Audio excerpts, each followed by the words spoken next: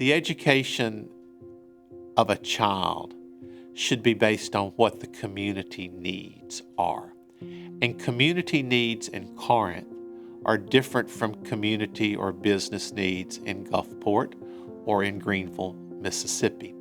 And so I think that there should not be a one-size-fits-all, that all of the standards, all of the laws, there should be flexibility to meet those needs for what an individual community needs. The Corinth School District applied to be a district of innovation the first year that was available here in Mississippi. And we wanted to look at how we could expose all children to a more rigorous course of study.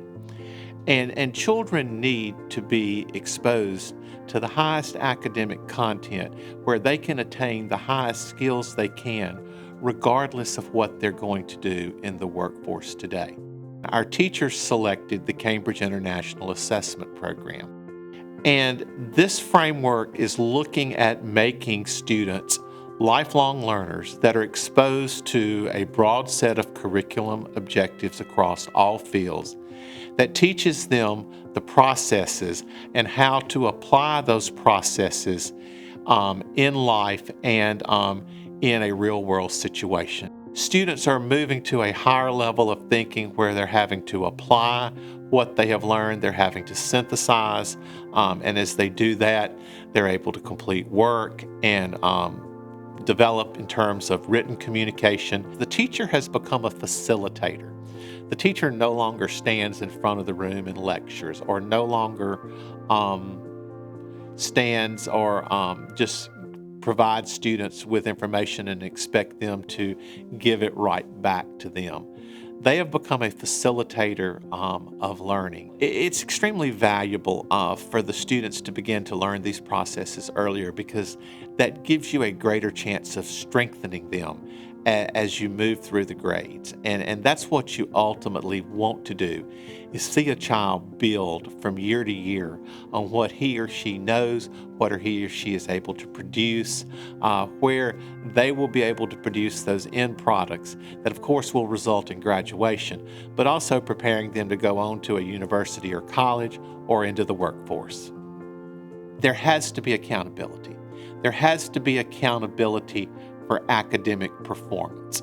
So yes, anything that's going to measure the accountability of a school has to measure how students are performing, how they're achieving, how they are growing. So that's got to be a strong component of it. But I think you also need to look at accountability from a different perspective. And I would propose that we begin to look at accountability from what I would call would be a community accountability. What does the Corinth community, or what does any community, what do they want to see their schools accomplishing? What do they want to see learners doing? What do they want to see learners being able to exhibit when they graduate? You want to see satisfaction among your students and your parents, because they are actually the consumers of education. They are the ones that are paying the taxes, that are supporting the schools both locally and from a state perspective.